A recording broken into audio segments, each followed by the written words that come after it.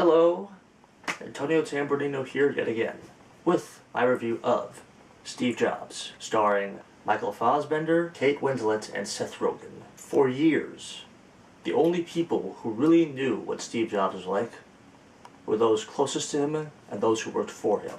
The rest of us believed what we wanted to believe, and only what the media allowed us to see. For the last 4 years, the media coverage on Steve Jobs has been staggering.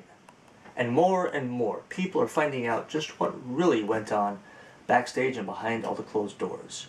Thanks in large part to Walter Isaacson's meticulous and well-written biography on the man who hired Isaacson to write. Danny Boyle, Aaron Sorkin, and their editing team provide an edge-of-your-seat thrill ride that is as much character-driven as it is plot-driven, demonstrating the creativity as well as the edge-of-a-knife intense personality in what could be the best drama since Star Wars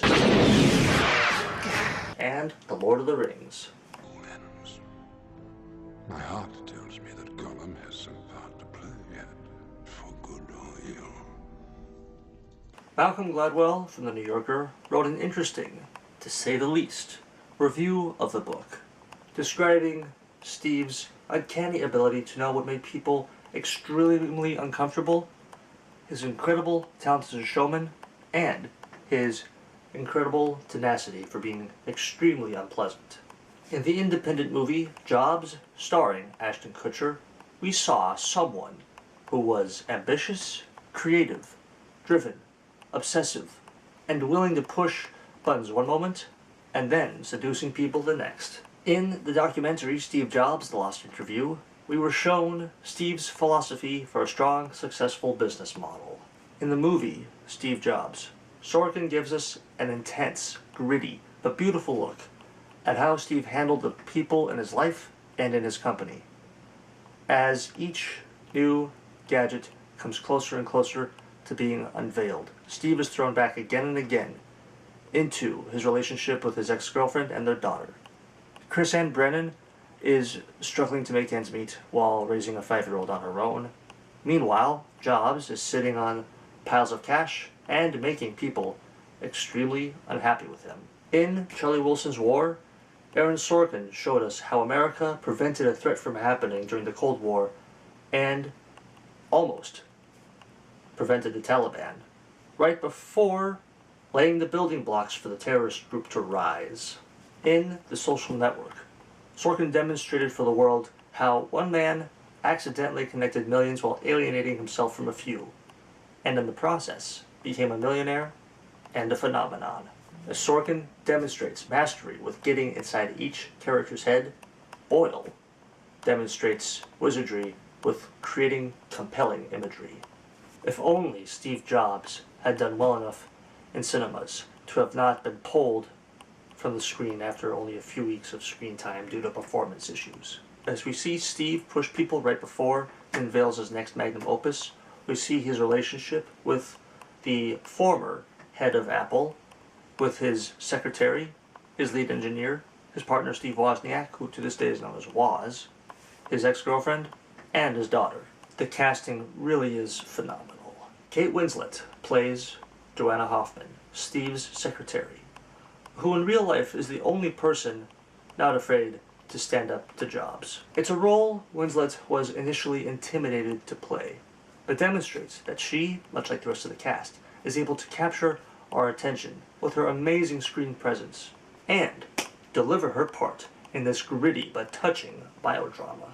When Lisa is 5, she has a backstage pass to the computer Steve is about to unveil to the world and plays with it, making a picture that he later uses to help introduce the iMac to the world in 1998. When Lisa is 13, she and Steve talk about music, and then she begs him to let her come live with him. During those years, Steve continually denied to be related to her at all, brushing her and her mother aside, sweep them under a rug, and yet continually giving them enough money to get by. It isn't until she's 19 when Steve has already started another family with another woman and is about to bring Apple back from a death grip that suddenly he realizes what he's been missing. It's touching. Lisa is about to go to Harvard, but she's not getting in without money. Money that Steve refuses to pay because he has continually tried to be exempt from her life, making finding a direction for this beautiful, talented child a struggle. Which is why a close family friend tells her to find someone to talk to help her find some direction, so that she will hopefully, with any luck, not become a danger to herself and to society. Now that Apple is about to be put back on the radar, Steve wants to be more than just a presence in her life, something she's unwilling to accept after Steve has continually tried to eject her from his life like a compact disc that plays undesired tunes. I give Steve Jobs 4.5 out of 5 stars. I'm honestly not sure, not 100% sure, what movie shows us the truer version of Jobs.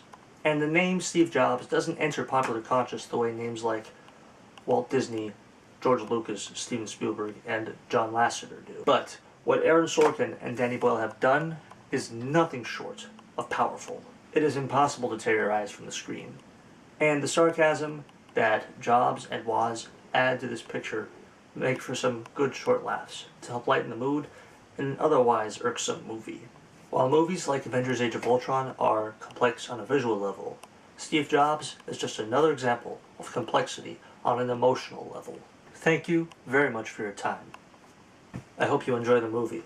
Have an awesome day.